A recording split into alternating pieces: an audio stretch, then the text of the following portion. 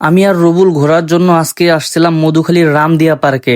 সাথে ছিল মথুরাপুর দেওয়াল। এইখানে ঘুরতে আইসা যদি মধুখালীর বিখ্যাত মিষ্টি না খাই তাইলে কেমন হয়। অতঃপর ওখানের একজনের কাছ থেকে শুনলাম এখানের বিখ্যাত মিষ্টির দোকানটা কোথায়, তাই লোকনাথ মিষ্টান্ন ভান্ডার আমাদেরকে সাজেস্ট করলো। কথা মতো কাজে আমরা চলে আসলাম এইখানে লোকনাথ মিষ্টান্ন ভান্ডারে। আসার পরে একটা সোফা দিল, যেটাতে আমরা বসলাম। বসে দেখতেছিলাম যে কোন মিষ্টিটা অর্ডার করা যায়। দোকানের এক কর্মচারী ভাই আমাদেরকে বলল আপনারা এইটা খেয়ে দেখতে পারেন, এটা অনেক টেস্টি। তো আমরা যেহেতু অনেক দূর থেকে আসছি, তো আমরা দুইটা এবং একটা, কারণ রবিউল খাইতে পারে না, সেই ক্ষেত্রে আমি দুইটা এবং ও একটা, এই তিনটা মিষ্টি অর্ডার করলাম। দেখেন মিষ্টিটা দেখতেই কি লোভনীয় লাগতেছিল, পুরা সর দিয়ে পুরা ভরে দিছে।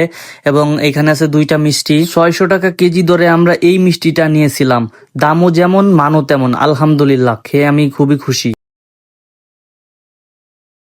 আলহামদুলিল্লাহ, মানে আমরা যতটুকু চাইছিলাম তার থেকে ভালো হয়েছে। মধুখালীর বিখ্যাত কিন্তু বাগাত মিষ্টান্ন ভান্ডার। তারপর আমরা ওখানে না গিয়ে এখানে কেন আসলাম?